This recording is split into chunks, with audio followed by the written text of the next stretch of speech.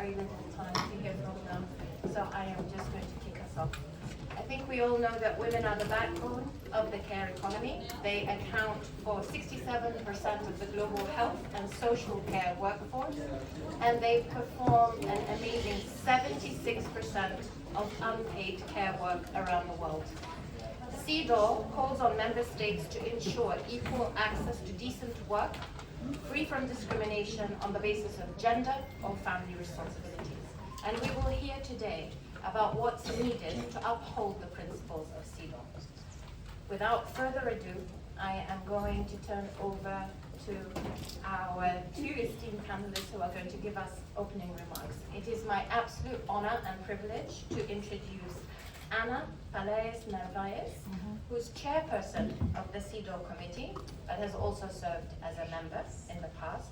She is a global advocate on the rights of women, generally, and specifically on the rights of women with disabilities, and has served in several senior leadership and expert roles.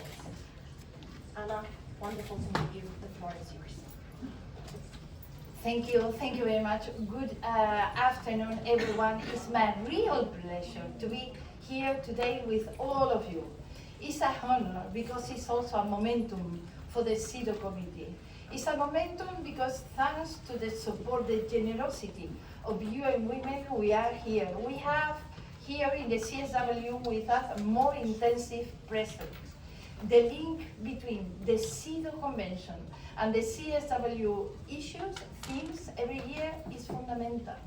And this is why I would like to express on behalf of the CEDAW committee, the whole committee, our gratitude for the Executive Director of UN Women, for UN Women, supporting us for our work. This support is fundamental not just for the discussion today, which is crucial. It's crucial in our agenda. It's crucial in the CEDAW Convention. It's also, I would like to emphasize this gratitude because thanks to the UN Women, our work as committee is better every day. Thanks to UN Women, for example, we were able to offer to all of you for consultation in this moment a new GR 40, in relation with the full participation, inclusive participation of women in the decision-making system. How important is this participation with the link that we have, the link that this has with the theme that we are going to discuss today? How important is to ensure the consultation of every woman about any decision. Many women in the world are just under this situation of informal economy, doing the best work in the world, which is the care of people. But we need to change the approach.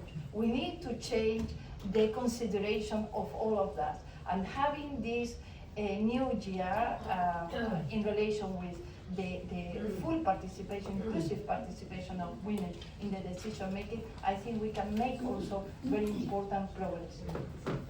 The role and the support of UN Women was also fundamental for the CEDAW committee in many other areas. But I would like to highlight particularly this cooperation, close cooperation between particularly UN Women and Executive Director with the work of the CEDAW committee. Thanks to this cooperation, for example, we can also assume other part of our work, working, for example, for women, peace and security, which is fundamental. This agenda also for the committee and for UN Women. Today, for example, I am here also in my capacity as a co-chair of the CEDAW platform. And also, once again, I would like to take this opportunity to thank UN Women for supporting the work of the CEDAW platform. Unfortunately, now I have to leave. My flight is at 8:30, and because I have a disability, I'm not able to check in online, which is part of the discrimination, you know? And this is also why I have to leave now. I would like to take this opportunity once again to express my and our admiration to the civil society organizations' contribution. What can we do without you, colleagues? What we can do without your shadow report, with your contribution about any consultation that we made, about also the work of the CEDAW committee in relation with the revision of state parties. This is fundamental. We need you. We need you, and we are always on your disposal.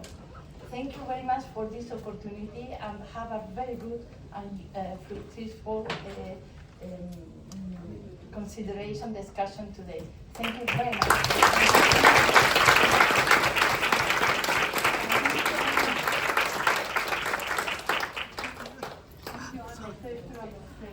Thank you very much, Madam Chairperson. And now it is my absolute pleasure to introduce my boss, Ms. Sima Bahous, Executive Director of UN Women, and an inspiring women leader within the UN system with a long, illustrious career, not only within the different entities within the organization, but as a government representative, pushing to uphold and push further those normative standards, which is what we're here to do as part of the CSW. So with that, boss, I hand over to you. Thank you very much, Alia. I am no boss. I am just, trying to work hard to get us all to work hard for women and girls around the world. And I'm so happy to see you all here today at CSW68, and to make sure that we push for ending poverty for women, and that also we push for financing the work of women and acknowledging the work of women everywhere. So most welcome to CSW68, and I look forward also to seeing our agreed conclusions at 6 p.m. on the 22nd of March. So please, we will need your voices there, and we will need your support and your pushes as always. So, having said that, Excellencies, representatives of missions and civil society, dear Madam Chair, Vice Chair, CEDAW members, and other panelists, I am truly honored to join you this evening and to give opening remarks on the imperative of a thriving, gender-responsive economy. The CEDAW Convention is central to the realization of all human rights of women and girls everywhere. It is a key framework for UN Women's work as well. I congratulate the committee for its critical role in the last 45 years in advancing gender equality and its leadership on so many issues, including on care work. Anna had to leave, but in her absence, I would like to thank her and also thank the collaboration between CEDAW and UN Women, so that we come together and join hands to move forward against the pushback that we are seeing against women and girls, and to push forward on all the issues that are of importance to women's rights, to girls' rights, to women's independence, to women's freedom, and also to women's economic empowerment. So thank you, Anna. I wish you a very good flight. At this CSW68, we have an opportunity to discuss investing in women. The priority theme, as you know, is crucial and is clear for the advancement of the Sustainable Development Goals, including ending poverty and ensuring that women have access to resources and financing, and that care work is valued. Over the past 2 decades, we have seen an increased recognition of how free-riding women's unpaid and underpaid labor does not suit anyone, but particularly our global economies. We now know that care should no longer be reduced to a commodity, a personal choice, or a family obligation, but it is high time to be recognized for what it is, a public good that generates benefits that extends beyond the individual care recipient to societies at large and into the future, where societies graduate from just utilizing women's unpaid and unpaid labor and underpaid labor as well, to collectively assume the costs of quality care for all.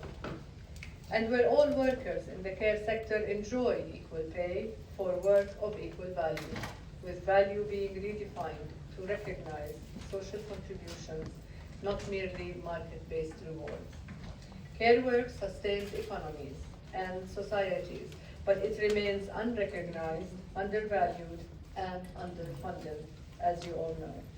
In data terms, globally, women spend 2.8 more hours than men per day performing unpaid care and domestic work. On the current trajectory, by 2050, women globally will still be spending 2.3 more hours per day on unpaid care work than men. So we must accelerate, and we must find ways to accelerate. It is estimated that closing existing care policy gaps and expanding care services with decent care work could create almost 300 million jobs by 2035, hence yielding significant economic and social returns. When women get paid for care work, it is still an unequal business. Most often, the background of the woman, usually migrants or categories at risk, dictates their payment, one that comes with significant wage penalties and poor working conditions. This also leaves women at greater risk of violence. We must ensure the voices of paid and unpaid women, care workers, and recipients of care in all their diversity are integrated in decision making. Excellencies, CEDAW promotes shared responsibilities within the family and recognizes the need to change harmful norms and practices. As we heard the Secretary General say at the opening of this CSW68, gender equality is fundamentally a question of power. The current care dynamics are also a power imbalance in families and communities. So, Excellencies, UN Women, together with partners, supports government to transform care systems, to recognize and redistribute unpaid care and domestic work, and to put in place comprehensive investments in care policies, services, jobs, and infrastructure, including ensuring decent work with social protection for women in the care economy. I urge you all to join in your commitment to transforming our care systems, to recognizing the invaluable contributions and rights of caregivers and care recipients, and advancing towards a society in which care is at the center of thriving, sustainable, and just economies. I hope that you will do this at this Commission on the Status of Women, but also in your deliberations on the Pact of the Future and at the 30th anniversary of the Beijing Platform for Action next year. Let me leave you by saying I wish you a successful deliberations today, and I thank you very much.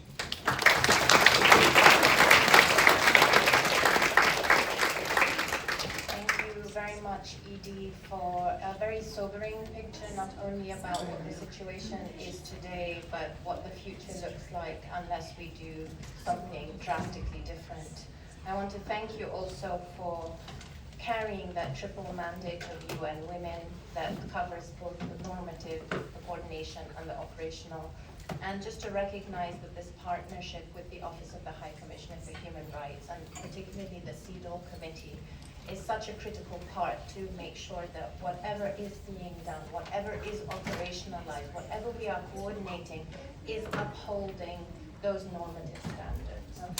Thank you so much. I know that you might have to leave us to go to another event, but many thanks for those opening remarks. Thank you. Thank you. So I think we have a challenge ahead of us, but we have very capable panelists who are going to speak to these issues. So the challenge is that actually we can build a future where care is valued, where care is shared, so that we can actually have that positive transformation that can have an impact on the lived realities of people, but also an economy that is based on a concept of care and well-being, for people, for society, and also for the planet. So what does a transformation of the care economy really entail? What needs to change in our approach? Where are the opportunities and policy measures that we should be pursuing to showcase care as that public good that should be at the center of our planning? So we're going to hear from our panelists. We will start with the CEDAW members, since this is very much about what is it in this normative framework that is going to help us unpack this. It is my absolute pleasure to turn to our first panelist, Ms. Esther El-Bamian, who is a gender justice and women's inclusion advocate, who's currently serving as the vice chairperson of the CEDAW committee, but comes with a lengthy experience at country level as well as at the global level, and engaging in partnerships to ensure inclusion and justice. So I turn to you for your reflections. Thank you. Thank you very much. Thank you very much. It's unfortunate that the chair and the ED are not here, but definitely we hold immense thanks and gratitude to UN Women for this, strategic collaboration and engagement. And there's no other way. I mean, she has kicked off talking about the care economy as the engine of society. However, the care economy remains invisible and it's unremunerated due to the patriarchal and gendered conceptualization, structure, and remuneration of work differently for men and women, both at the public and the private domains. 4 consequences of this differentiation, which should probably help us to understand the kind of recommendations that we propose, is 1, the failure to classify care role at the household level as work, and which leads to the undervaluation of the care economy and its invisibility in the economy. 2nd is the social norms and constructs that traditionally assign caregiving to women and situate them in the private sphere, which is outside of the macroeconomic framework. So it's not work that qualifies for public expenditure. Then the non-remuneration of women's contribution to the formation of the substructure and incubation strata of society at large, which means that the human capital formation of the entire globe is subsidized by women. The last but not the least is the weak recognition of the cardinal place of work, which the ED so rightly outlined, and the fact that care economy contributes to shaping the entire fabric of society across sectors: engineering, technology, youth, the digital economy. All of that rests on the care economy. However, the future that is being nurtured does not take into account the work of women. This dichotomy is actually perpetuated by economic models that fail to reflect and give weight to the functions of the care economy. So we have services that are functions that are not weighted in economic terms. And within the broader macroeconomic framework, there is no opportunity to then integrate care economy into macroeconomic plans, forecasting, expenditure profile. All of that loses out. There's no footing within that system to address the care economy. And to better understand this, many countries have not computed the value and the size of the care economy, but the US has. And in 2022, the care economy for the United States was evaluated and computed to be valued at $6 trillion, and representing a quarter of the GDP of the United States. And with the current crisis in the aftermath of the pandemic, if new laws and reforms do not take place, the US is likely to lose a loss of about $290 billion of its GDP by 2030. So there is need for urgent action for members, for countries to compute and understand the real value of the care economy. Of course, like the ED said, UN Women has done numerous researches. We don't lack the information, we do not lack the data, we do not lack the understanding. We've established the links between the care economy and the feminization of poverty. We also have been able to prove that the dynamics and the intersections between women's rights and the care economy, just lays out numerous challenges, and we need strategies to address this. On the part of the convention provides, and the optional protocol provides entry points for addressing the care economy. Our articles 3, 11, 13, 14, they examine the intersections between the care economy and rural women and employment and social benefits. But, the social guarantees are just not there. So what we do is we utilize our list of issues to state parties, our constructive dialogue with state parties, the concluding observations that we issue to state parties, the shadow reports that we get from civil society. We utilize all of this to advocate and recognize that fair compensation of the care economy is needed, and then the need to expand opportunities for changing the landscape of the care economy. More recently, the CEDAW committee, we have adopted what we call the CEDAW Knowledge Hub. This is a reverse technology, a 3-step reverse engineering concept that seeks to analyze, design and redesign, and work with stakeholders to be able to reform existing models, practices, and projects that really do not mainstream women to meet the standards of the committee. Currently, we're also working with the UN Working Group on Business Rights, Business for Human Rights Working Group. We already are strategizing with them on how to address care economy, economic issues of women from a gendered perspective, dealing with the private sector.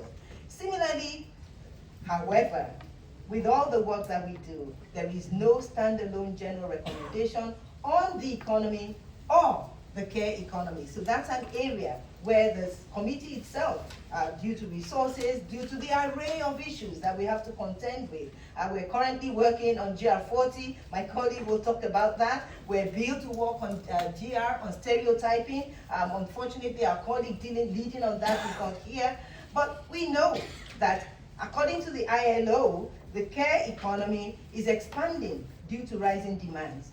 And the need for care of children, the elderly, the disabled, the sick across the world is a growing demand, and no region or no country is left out. However, the recommendations that I would like to propose in the light of these context and this background is: one, we need to deepen collaboration with ILO, UN Women, CEDAW Committee, feminist economists, and key stakeholders to develop the care economy into a well-segmented market, reflecting the realistic, unbiased cost estimation of services within the care value chain at both the public and the private level. Two, UN Women to undertake more comprehensive research to enhance understanding of all stakeholders, guide the reconfiguration of the care economy, of the care work, to boost economic empowerment of women, and integrate it into the national accounting system and take it out of charity, because currently the care economy is in the charity arm of government. Third, to improve the terms and conditions of care work, both in the public and the private domains, by instituting broad spectrum of protection measures to safeguard women, to safeguard benefits, to compensate the work that women do, include paid leave, retirement plans, protection from hazard. All of those should be features of the response to by public policy makers. The CEDAW committee itself needs to extend the use of the CEDAW Knowledge Hub to the care economy actors and develop a general recommendation that will take on board all of these issues and provide an unbiased framework for responding to the care economy, bearing in mind the evolving and accelerating digital evolution, algorithmic bias. We need to take into account, the blue economy, the green economy, fungible tokens, and particularly the emerging metaverse, which is being developed, and if we're not careful, is going to reinvent. It will reinvent women's subsidizing of the care economy. For the last and not the least is to ensure that the pillars of the new global financial architecture being proposed, the global financial safety net, the private financial systems, borrowing, sustainable borrowing and debt, public banking and finance, and the international tax norms and systems fully integrate gender considerations, including the evaluation of all forms of care work, as sweeping is sweeping. Whether in the home front or in the public, sweeping is labor intensive and is work, and it should be recognized in the new financial architecture.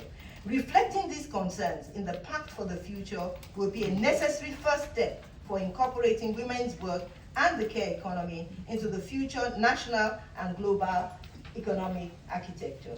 Thank you very much.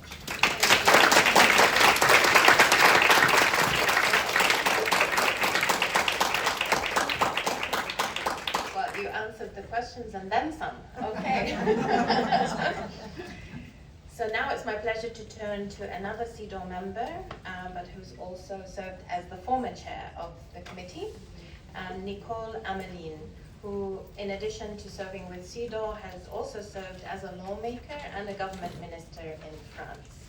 So, Nicole. Thank you very much.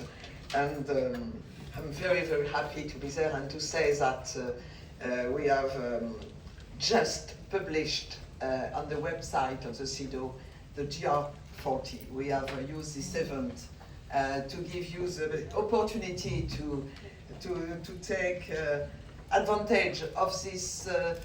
What you want to do is to accelerate, but not only, is to change the vision that we have of the status of women in all spheres, public as private. And I want also to say how UN Women is supporting this GR40, as well as more 50 states. So it's already something very, very robust, but we need you and we need your participation, because civil society is for us the most important contributions that we can have, and especially young generations, because the idea is to rethink future and not only to improve the reality, but of course to change the power, the ways that we share the powers, and it's not the case really today.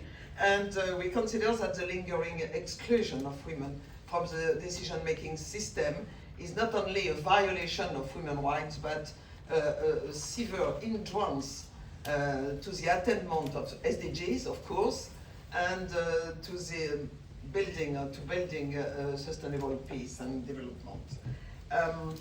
I'm very happy to say that the GR covers exactly the subject we are talking about. The question of women's family and social responsibilities is addressed in two of the fundamental, we have 6 fundamental pillars, and the first specifies that the 50-50 parity must be the core and permanent feature of a new governance, in private as well as in public sector.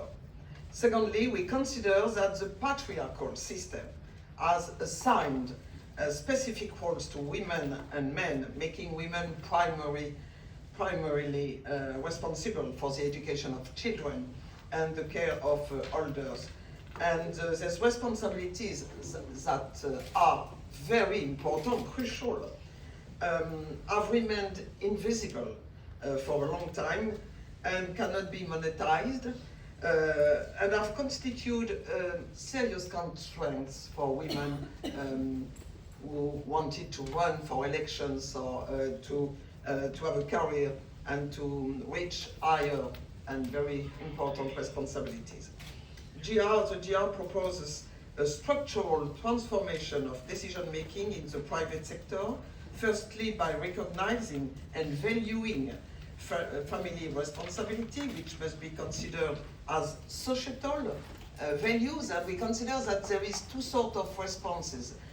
One from the state, And another one from companies and sector and economic sectors. The state must refocus in social and economic policies on parity. And I've been minister in charge of this sector, and for instance, I was totally shocked to see that when women, after maternity leave, returned to the workplace, they had no improvement of the wages and during a long time, because it was a sort of punishment.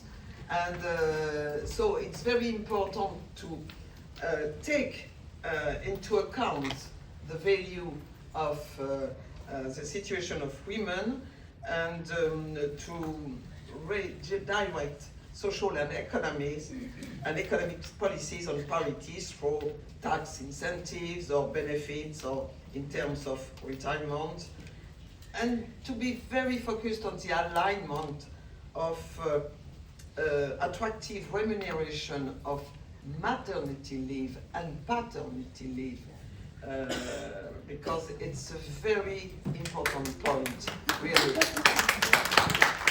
And we consider also that companies have the duty to organize a new, what I call a social ergonomic environment. It means a very new vision of value chains, as said Esther, including another vision of performance, not especially linked to presence, and a sort of new flexible organization, and also new values as parity. Parity is a value, it's not a constraint, it's an investment.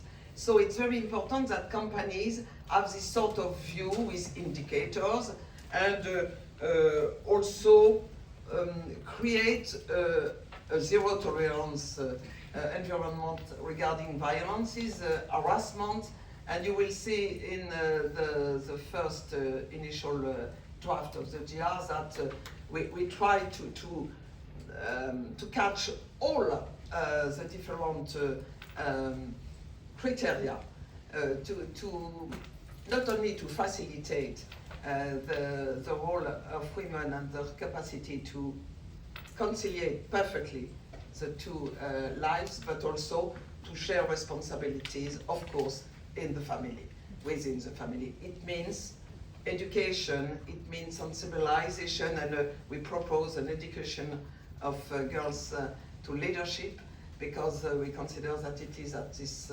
stage that we have to start. But for the first time, I think that we rethink governance at all levels, and I ask your support. Probably it's a very historic opportunity to rethink future for parity, and we cannot miss it. And I have just before she start asked to the directive, the executive director, to be very, very pushy on the summit for the future. If parity is really in the summit for the future, everything is fine. Thank you.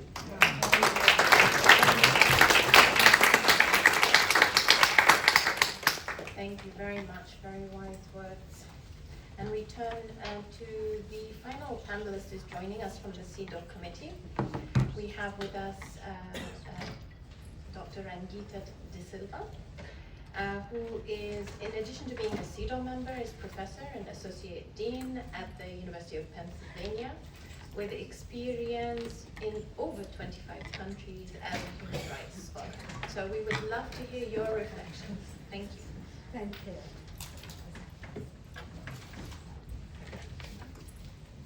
Thank you. Distinguished panelists, distinguished colleagues, I want to start by acknowledging this moment in time, and it is a grave moment in time. Recent war and conflict have once again raised the alarm on conflict's catastrophic impact on women and girls. And in accordance with the CEDAW's General Recommendation 30 and the Women, Peace and Security Agenda, the CEDAW Committee has zero tolerance of conflict-related violence in every part of the world. Now, access to justice in conflict includes access to care. Women survivors of violence cannot access justice without first accessing shared caregiving for themselves and their families. I want to go on next to another moment in time at this current moment. Just as the clock was ticking to the 68th session of the CSW, just last week, Ireland went to the polls to vote on a replacement to the Irish Constitution's Article 41(2), which was to be replaced with a new article that recognized all family caregivers.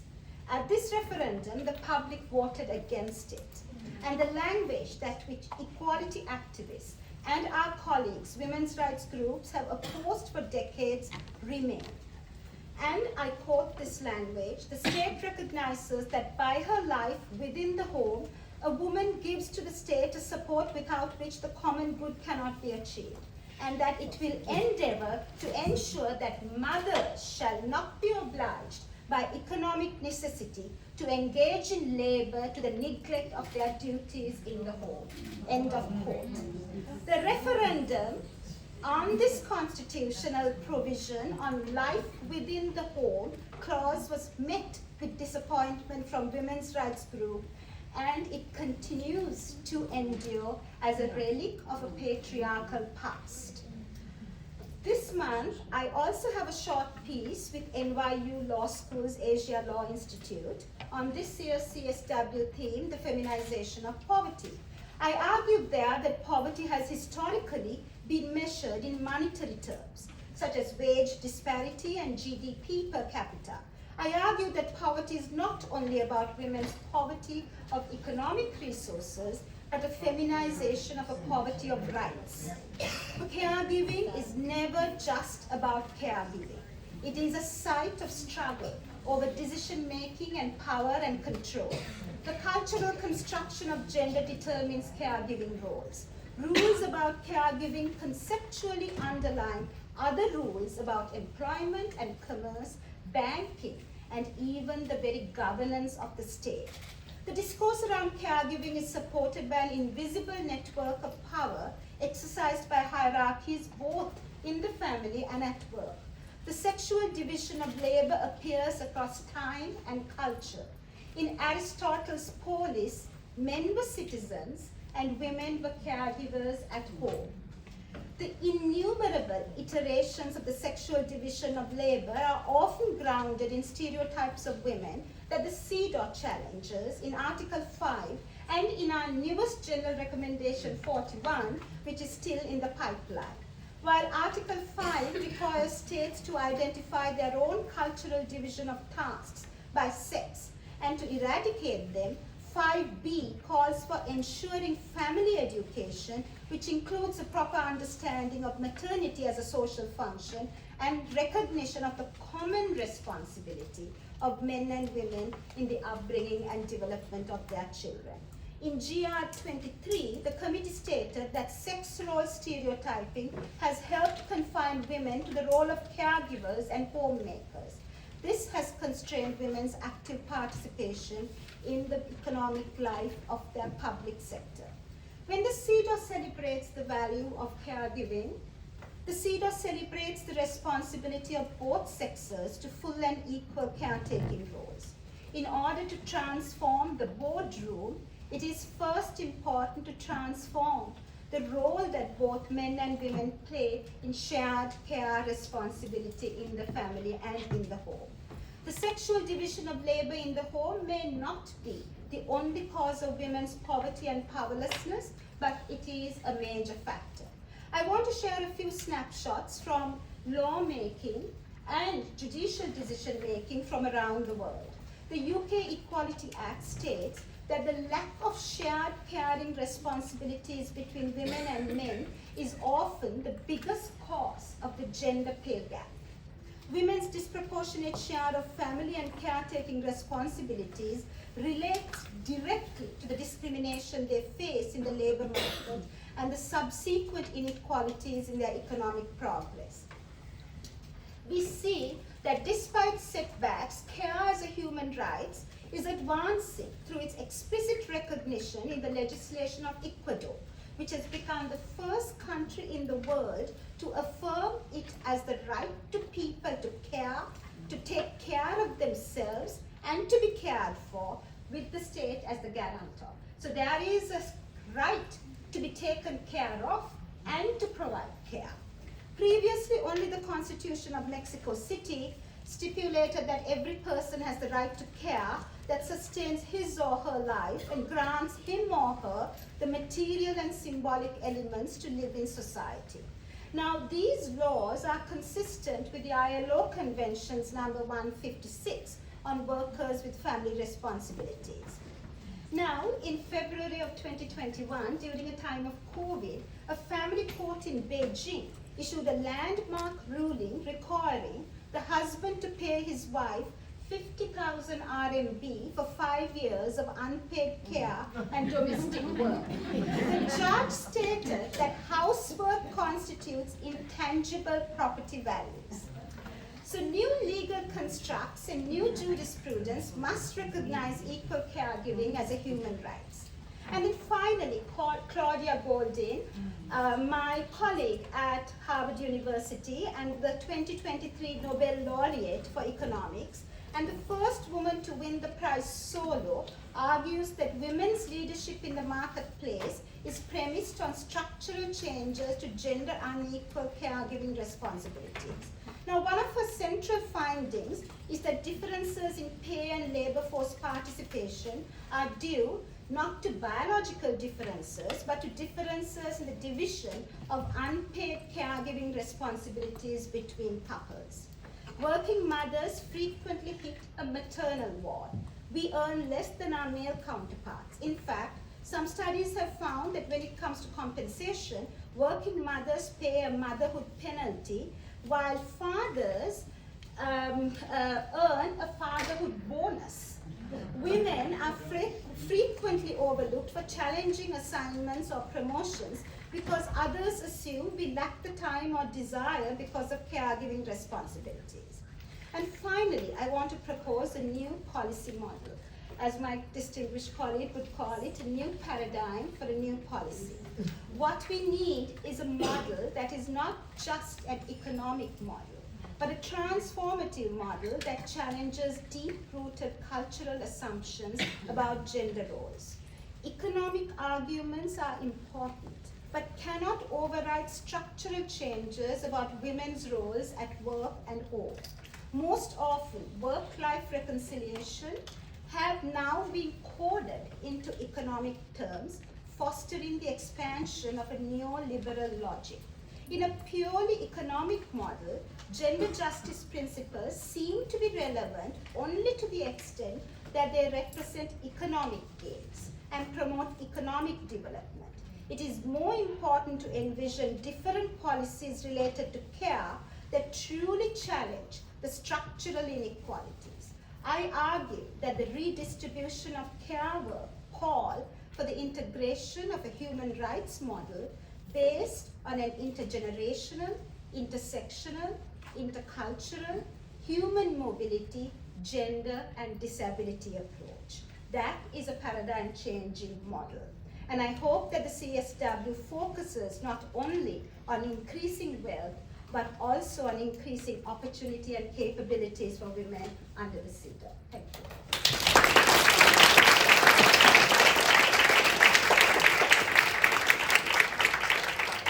Thank you very much, and I cannot think of a better person to come in after that intervention than our next speaker, who is Dr. Nadine Gassman, who, in addition to being a very dear former colleague of mine, and has worked within the UN system, she's currently the president of the National Institute for Women of Mexico. And I think speaking from a government perspective is so critical to this conversation in terms of, this transformative models, paradigm shifts, doing things differently. I think you have a very unique perspective, and I know that this is something that speaks to you, to your core, and would love to hear from you, your thoughts. Thank you. Thank you, Alia. It's such a pleasure to be here. I was late because it was so full, they didn't want me in. You know, we had to bargain and very deeply. So it is really very nice to be here.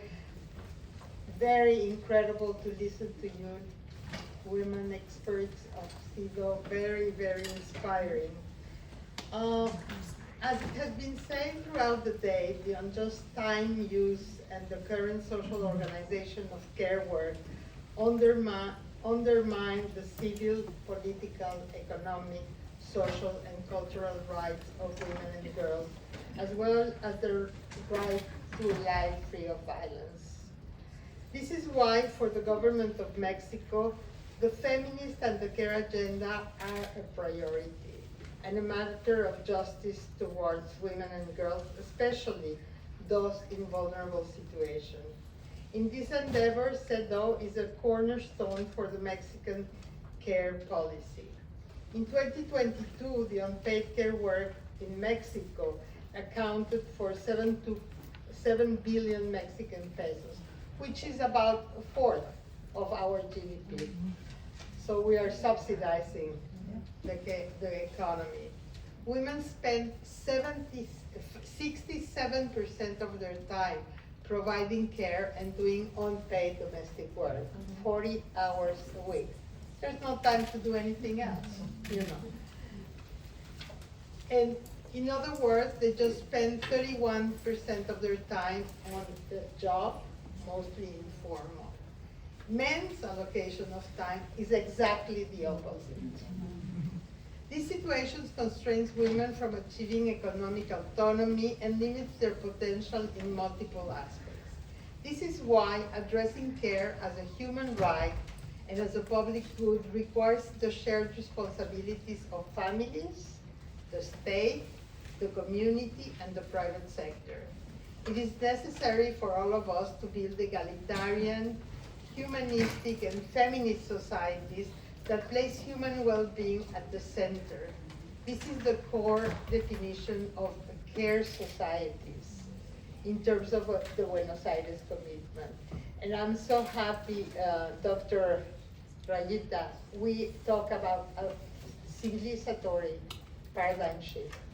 You know, we want to change the focus on the things and the money, on sustaining life and the planet. And that's in the Buenos Aires Declaration. Moving towards care societies will empower women and girls to use their time freely and gain economic autonomy while improving the economy and the lives of those who need care. In doing so, CEDAW is a very important instrument for Mexico, and we actually look forward to the general recommendation on care. Mexico implements temporary special measures, as stated on CEDAW Article 4, to accelerate gender equality, compensating for women's historical disadvantages. Temporary special measures have been particularly useful to boost women's political participation, to include more women in public administration, and to mainstream gender perspective in social programs. Moreover, the government of Mexico is committed to take all appropriate measures to ensure the full development and advancement of women for the purpose of guaranteeing them the exercise and enjoyment of human rights and fundamental freedoms on the basis of equality with men, as stated in CEDAW Article 3.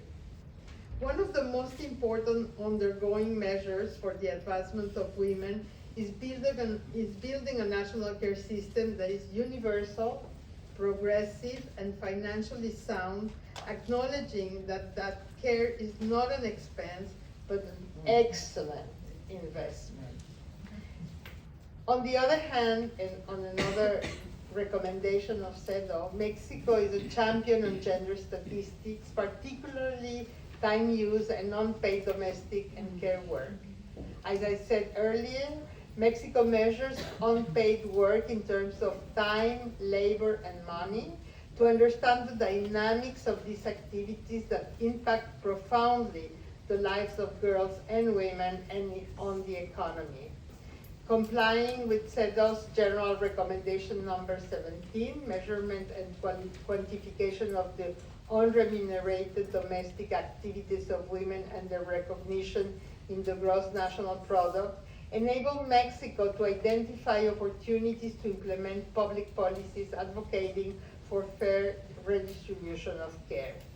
In addition to time use, care work, and unpaid work surveys, and that's why we can talk about these numbers, we launched the Care Map in collaboration with UN Women and the Colegio de Mexico, which is an academic institution.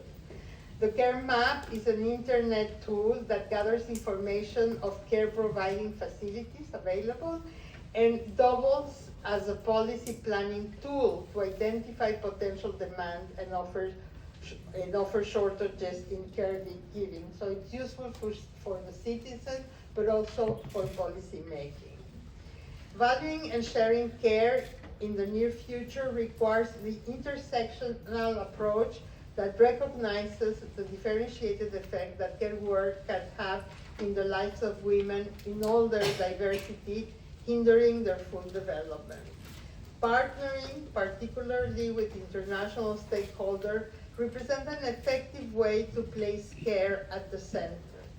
Sharing best practices and identifying common opportunity allows us to find solutions and strategies to set in place in the rights to care.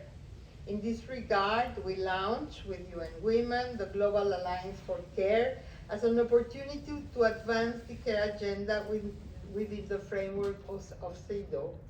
We are now close to 190 members, government, local government, civil society organizations, philanthropy, international organizations, academics, and if you haven't, you are invited to join us. Thank you so much.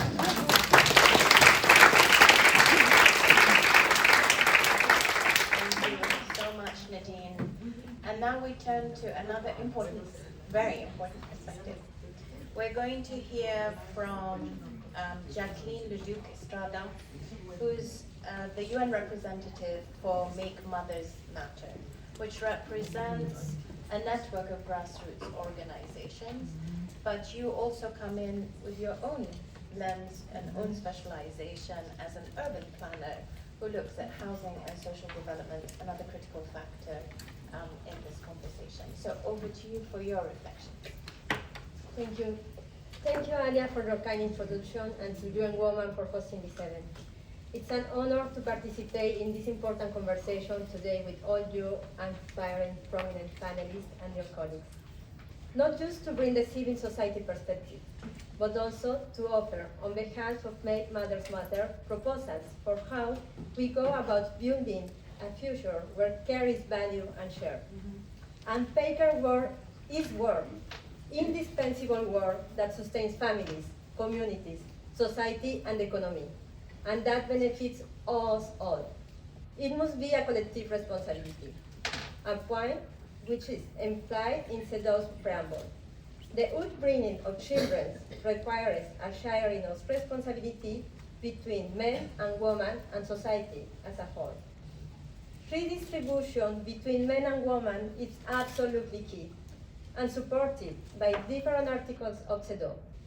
But more guidance is needed on distributing the responsibilities and costs of unpaid work across society.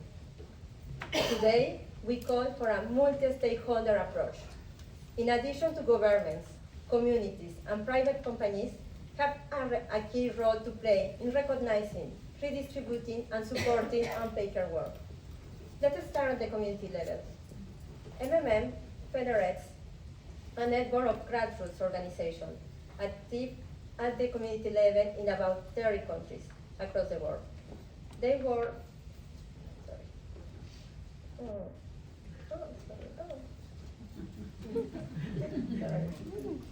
They work with and for mothers, who are the majority of unpaid care providers. When analyzing the work they do, we see that they mostly target mothers in very particular contexts and situations of vulnerability. sometimes which is difficult for governments to do. They are also close to their beneficiaries, understand their needs, and more agile and able to adapt to evolving situations, something which is difficult to governments to do.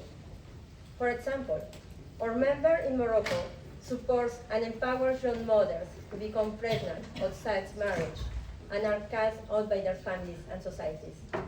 Our member in Spain supports poor single mothers through professional training, legal counseling, peer network support, financial literacy education. Our member in Canada and Italy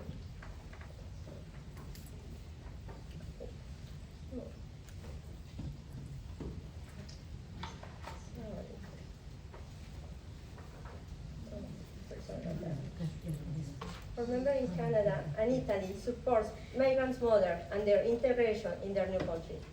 Our member in Kenya offers professional training and childcare to single mothers living in slums so that they can escape prostitution. All these programs can be qualified as success stories, but these organizations struggle financially. What governments and perhaps even aid agencies can and should do, and this could be a recommendation of CEDAW, is to recognize the added value and impact of these small grassroots organizations by providing financial support and help scale up their programs. Private companies also have an important role to play in supporting unpaid caregivers. I like to quote Danone's Italy's Human Resource Director, who spoke at one of our events about changing narrative in the high-level political forum in 2021. She said, "We demonstrate that motherhood and fatherhood don't penalize the company. These caregiving experiences equip professionals with stronger skills that can unleash their creativity, organizational abilities, and love of others' soft skills that can be recognized and measured." She also showed that supporting mothers and other caregivers does bring measurable returns on investment, including improved productivity, talent retention, employers' loyalty, and attracting new talents. Encouraging companies to embrace a similar win-win strategy is also the objective of an initiative that MMM co-founded and which was launched early this month, the Big Family Movement. It's aimed to shift the paradigm from families adapting to companies adapting to families. And this brings us what national governments can do. Following the COVID-19 pandemic, many have finally realized the importance of addressing this issue of care, but most are unsure how to do it. Huge challenges also remain for developing countries, where informal work prevails and cultural norms and stereotypes are deeply entrenched. Still, we can see promising initiatives here and there. Latin American countries like Argentina, Colombia, or Mexico start worldwide a leading commit to building fair society, beyond human rights and gender equality. It's also about child persons with disabilities, other person rights, and more generally, the well-being of everyone. Australia also embraced a multi-sectoral approach, establishing a care and support economy task force in the Department of Prime Minister. In Europe, the focus can be fierce on supporting work-life balance for all caregivers, including men. In 2021, the EU also adopted a care strategy for both care receiver and caregivers. So, things are moving in the right direction, although to be really transformative, profound systematic change to the way our society and our economy work and need, but we can do more together. I would like to end with a call to sum out and tie a cross-sector and multi-stakeholder approach to building transformative care and support systems. The CEDAW committee will take the lead, join forces with other human rights committees, and involve all stakeholders to develop a joint general recommendation. Thank you so much.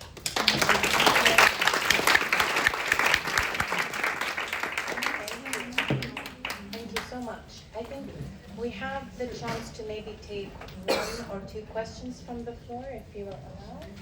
I see a hand over here and a hand over here. I will try. Please, if you can make it as short as possible. Okay, I'd like to thank all the speakers for these wonderful interventions. I'm a trade unionist, and I totally agree with what you were said about the no standalone recommendation on care to recognize it as a worth of reward and remuneration.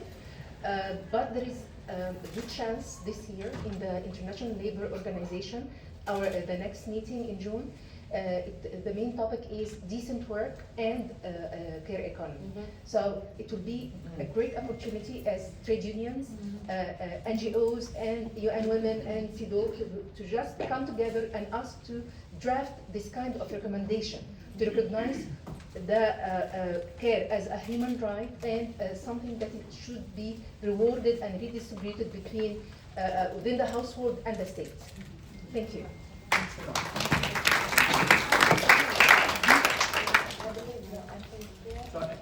You need to come to the microphone. I think I mostly agree on the diagnosis and the issues how to propose solutions.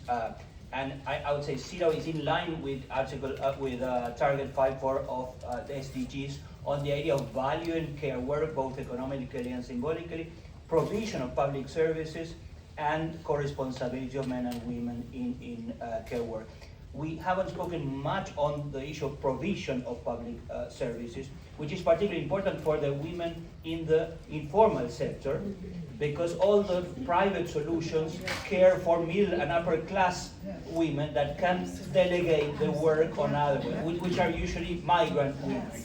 So I think that's an important thing. But perhaps practically the issue is, if this is an important issue for CEDAW, perhaps sharpening the questions for member states on these three prongs. So what are you doing for valuing the care work? Second, what is the level of your provision of daycare and other services? And three, what are your policies to promote co-responsibility? I think that would be important in terms of putting the money where the money where the mouth is for states. Thank you. Excellent. One more comment or question, and then I'm going to hand back to the panelists. Here, you want to? I knew sitting on the floor was not a good idea. So my question is, when we talk about care economy and women who provide it, especially those that are coming from immigrant background, and do we consider those that are caring for elderly parents at home and are not getting support? Would that be included in this statement? Because that's a huge, I live in Canada, but still, that's really a huge thing that I have my mother who's 90 years old and I'm not getting any support. And my time is not counted in the tax way. So my question is, when we talk about women giving care, it might be a good idea not to just look at child care, but look at elderly care, especially when we have mixed cultures that people keep their adult parents or in-laws at home. Thank you very much. I'm going to, because I saw that Nadine wanted to come in. You heard something that provoked you to make an intervention. Please. No, well, first of all, yes, when we talk about care economy, care societies, we're talking about caring for everybody that needs care anytime and caring for the caregivers, which I think is also very important. And thank you for the ILO, which is extremely important.